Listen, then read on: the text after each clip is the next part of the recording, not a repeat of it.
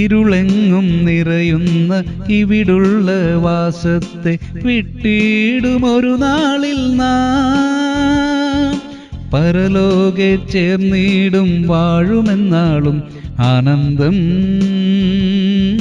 കൊണ്ടാടിടും.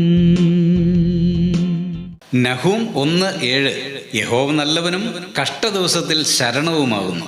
യഹോവ ആർക്കാണ് നല്ലവൻ എന്ന ചോദ്യത്തിന് പ്രവാചകനായ യിരെമ്യാവ് ഉത്തരം നൽകുന്നുണ്ട്.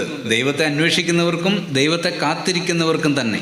അങ്ങനെയുള്ളവരുടെ ജീവിതത്തിൽ കഷ്ടദിവസങ്ങൾ വരുമ്പോൾ ഈ ദൈവം അവരുടെ ശരണമായി തീരുകയാണ്.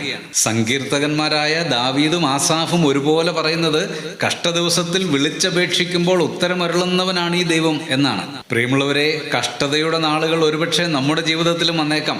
വെല്ലുവിളികൾ പലപ്പോഴും പ്രതീക്ഷിക്കാത്ത ഇടത്തു നിന്ന് പോലും ഉയർന്നേക്കാം. എന്നാൽ ഭയം ലേശവും വേണ്ട. നല്ലവനായ ദൈവം നമ്മുടെ ശരണമാണ്. പ്രാർത്ഥിക്കാം. പ്രിയ പിതാവേ, കഷ്ടതയുടെ നാളുകളിൽ അങ്ങ് ഞങ്ങൾക്ക് ശരണമാകണമേ.